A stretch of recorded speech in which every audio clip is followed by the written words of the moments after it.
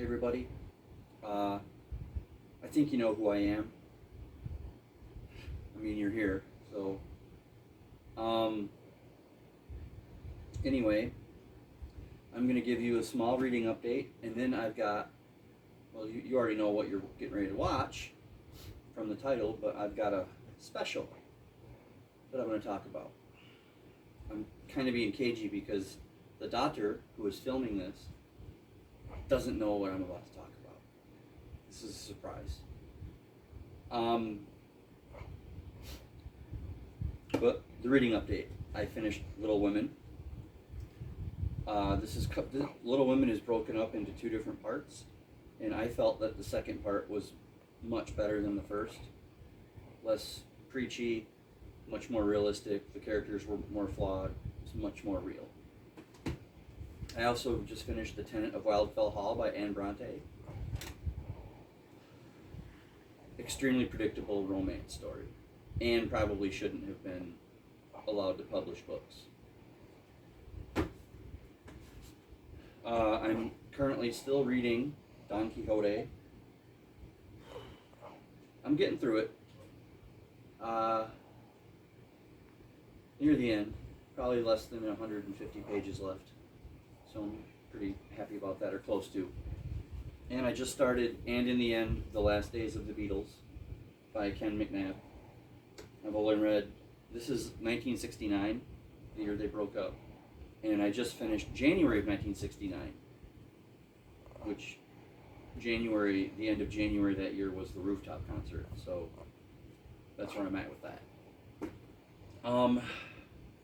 And I'm through the first 18 pages of something called Marx the First from 1975.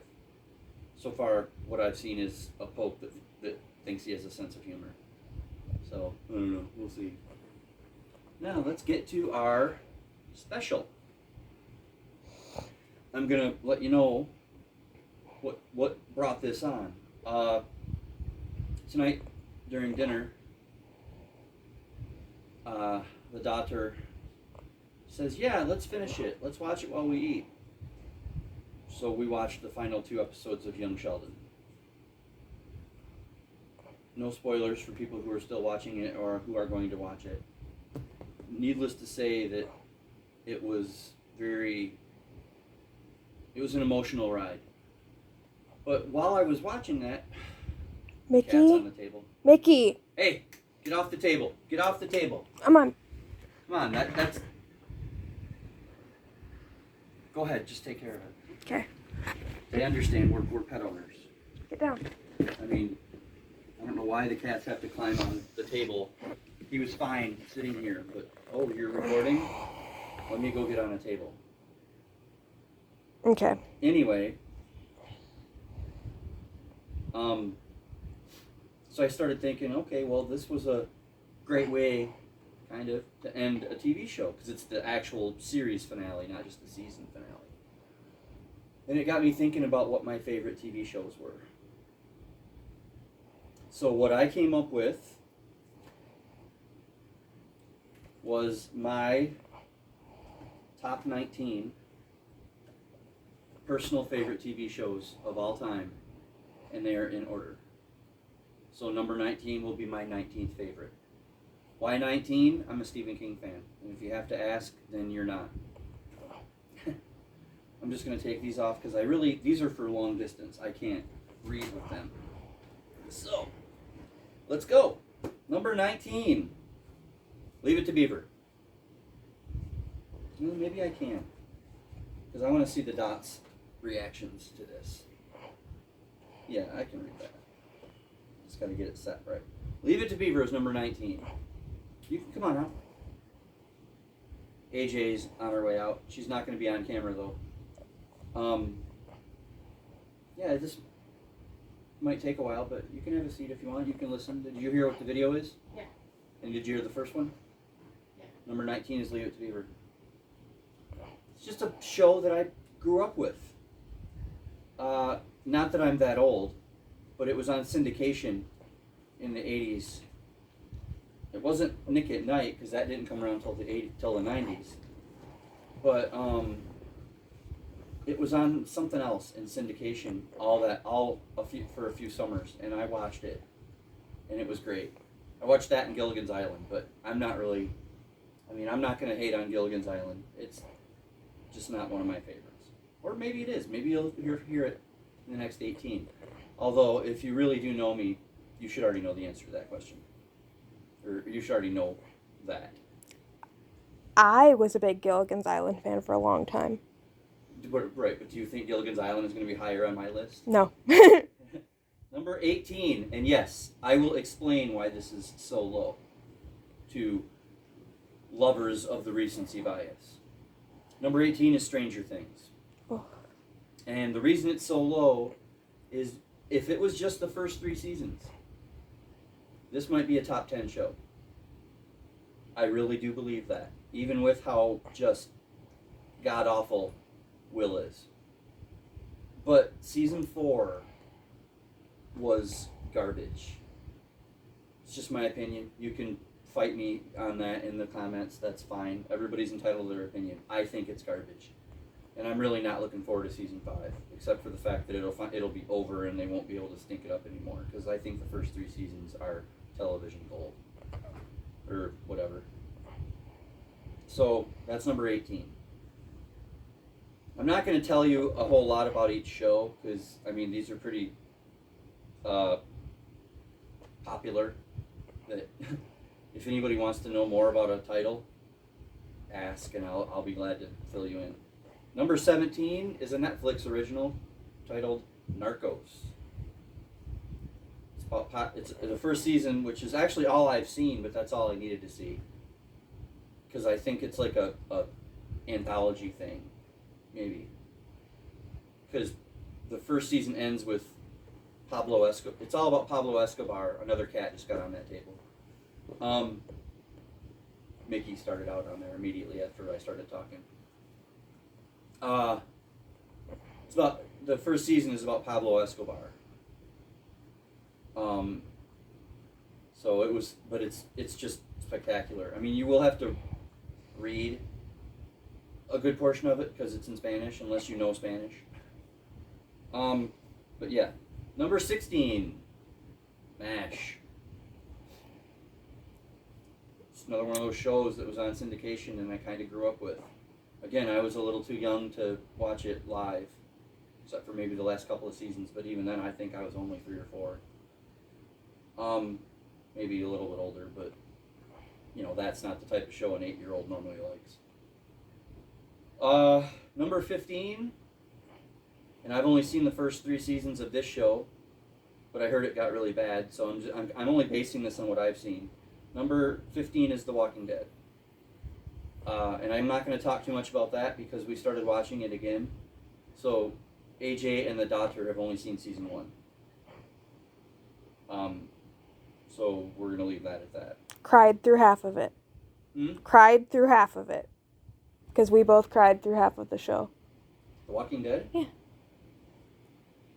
What were you crying about? I'll tell you later. Okay. Number 14, and the doctor is probably going to throw something at me.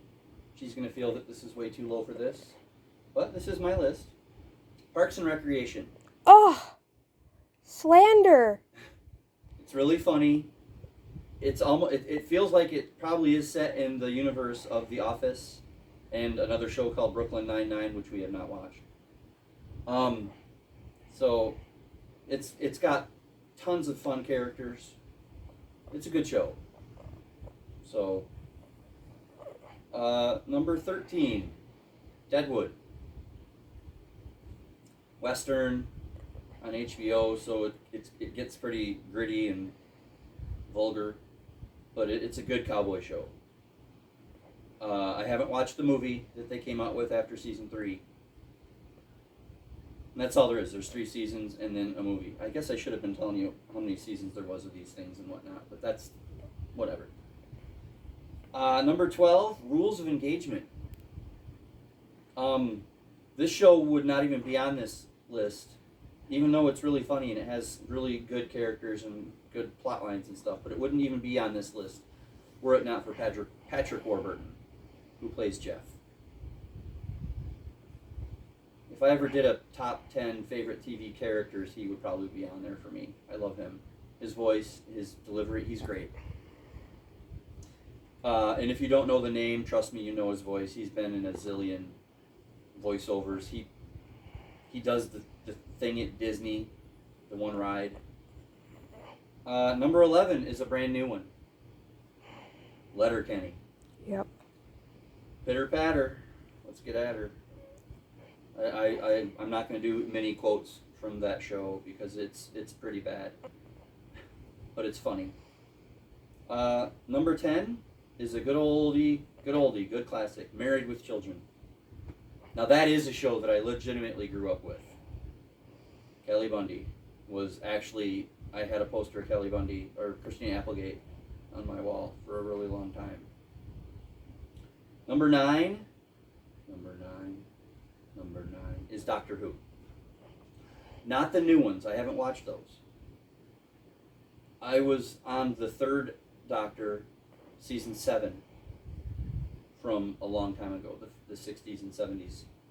I mean, I watched what I could through seasons 1 through 6. A lot of that didn't survive, but I watched what I could, and I really loved it. The storytelling is a 10 out of 10. Easy 10 out of 10. Some of the special effects from back then are really bad, but it was, BBC, so. All right, number 8, The Simpsons. Yay. I think that's pretty much enough said. Number 7 is 2 shows in one because they're heavily connected. The Big Bang Theory and Young Sheldon. You can't have one without the other, I don't think. What? Pretty low. We'll wait till you hear what the top 6 are. Pretty low is going to sound just right. Just both are, except for certain moments where it really punches you in the gut emotionally, they're pretty funny and brilliant. I mean, I've learned a lot of things watching that show. Like, strawberries are not fruit. Now, it doesn't tell you what they are on the show. You have to go look that up for yourself, which I liked, but they are technically a member of the rose family. So strawberries are flowers. Okay, number 6, The Office, U.S. edition. Michael Scott, Dwight Schrute. Oh, yeah. Although I will say that Jim and Pam are 2 of the worst characters I've ever seen on TV.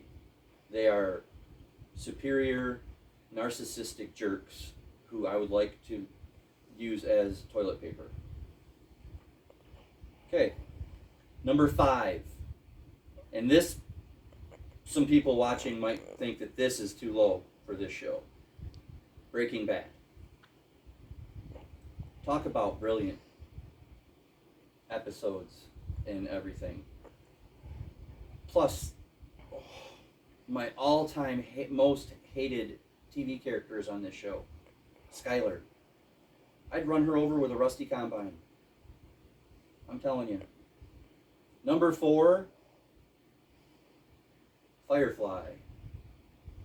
That is probably, well, I guess technically it's the number 2 best science fiction show, according to me, if you want to count the next one as a science fiction show. But Firefly is definitely something special, and I am a proud member of the petition that got Serenity the movie made. Number 3 is probably the best science fiction TV show of all time. Twilight Zone. Yep. With Rod Serling. Not that thing in the 80s or the new one. No. The original 5-season show from the late 50s, early 60s with Rod Serling. I mean, yeah, it's my number 3, but I don't think there's ever been better individual episodic storytelling than the Twilight Zone. Rod Serling was brilliant. Just brilliant. Now, once I say number 2, people that really know me will know number 1. And you're going to find out why Big Bang Theory was so low. Number 2 is Friends. I've watched it so many times I could probably quote a lot of episodes. There's not a lot. I mean, there's not a lot of people. As long as we're talking about on screen that can beat me in Friends trivia. I've it's been such a big part of my viewing life since it started, and that's 30 years now. I mean, seriously, me and AJ have watched that 10 season thing all the way through 3 or 4 times now. And I know that might sound low, but it's only because we don't usually watch seasons 8, 9, and 10. We usually watch seasons 1 through 5, and then occasionally 6 and 7, and then we do it again and again and again. We've probably watched seasons 1 through 5 at least 20 or 30 times. I am going to let AJ announce. Let's see how well she knows her Grozz. What is number 1? The Golden Girls? I know what number 1 Are is. you kidding me? No. She doesn't know me at all. Go ahead, Dot. Number 1 is the Andy Griffith Show. Thank you. You're welcome. Okay, well, Accept your failure. No, I do. That's fine. But I think you screwed up your list then because you love the Golden Girls Mm-hmm. and it wasn't on there. And I think that it would have been higher than some of those shows. That's just what the comment board is for. Well, I'm audio verbalizing my comment out loud. And I state my regret for inviting. Anyway, number 1 is the Andy Griffith Show. I can't say enough about it. I really can't. There's a cat. Oh, yeah. Our screensaver has this space thing, and there's a cat in the ductwork. But yeah, I can't say enough about Andy Griffith, or the Andy Griffith Show. At least the first 5 seasons. I'm not a big fan of the color episodes. I mean, yeah, they gave us Warren, but they also gave us Howard. Ugh. And they took away Barney. And we got to see how old Andy was and that he was just over the show without Barney there. But I mean, you got the Darlings, and and Barney Fife, and Otis, Floyd. It's just, I mean, I'm actually planning another TV video where I do my top 10 favorite Andy Griffith episodes. If there's anybody out there that wants to see that, let me know. But yeah, okay, honorable mention, Golden Girls. I mean, WKRP, Welcome Back, Kotter.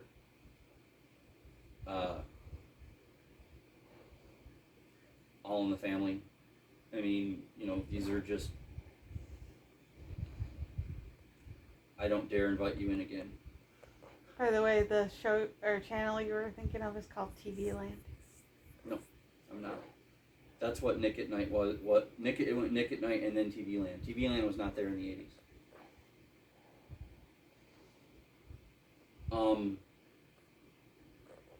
It was a 90s invention. Oh. Well, I'm just gonna shut my mouth. Do you want me to just say okay and then we both sound stupid on camera? No, I'm just saying. I'm gonna shut my mouth because everything I keep saying the wrong things, not in a bad way. I hope we don't have to cut the end of this video off too. But anyway, that's my attempt at a list. If you want to talk about your favorite TV shows, try and make your own video. I also tried to keep it to shows that were about like characters and plots, because if I just went pure TV shows, then obviously things like Jeopardy and some seasons of Dancing with the Stars and stuff would be on there, but I tried to make it more about episodic storytelling. Oh, another honorable mention is a one-season wonder that didn't even get to get the first season finished. That was completely brilliant, and you can, as far as I know, you can still watch on Netflix, called Freaks and Geeks. If you haven't seen it, you might want to. It's nostalgia for people my age, around my age. It's amazing, and the cast is beyond spectacular. But anyway, oh gee whiz, see I didn't really think this through. Another huge honorable mention is the original Scooby-Doo TV show. Of course, I didn't do many Saturday morning cartoons. I only did the primetime one. I guess cartoons could be a different video.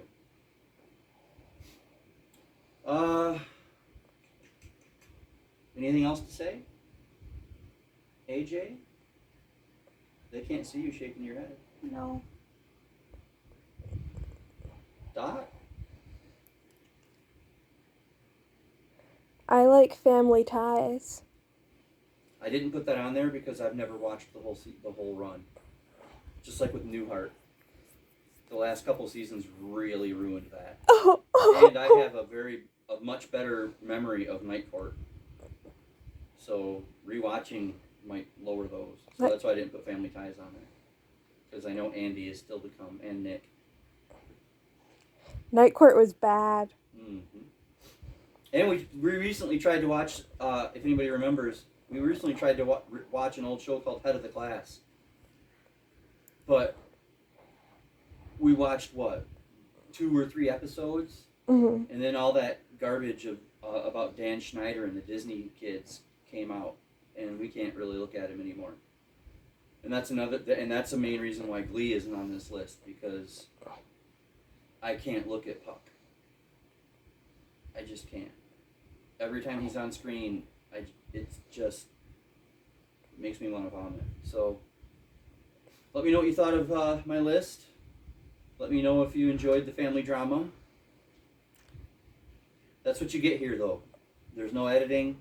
This is what a real family is like. And Jay from Faceless, if you watch this, which I hope you do,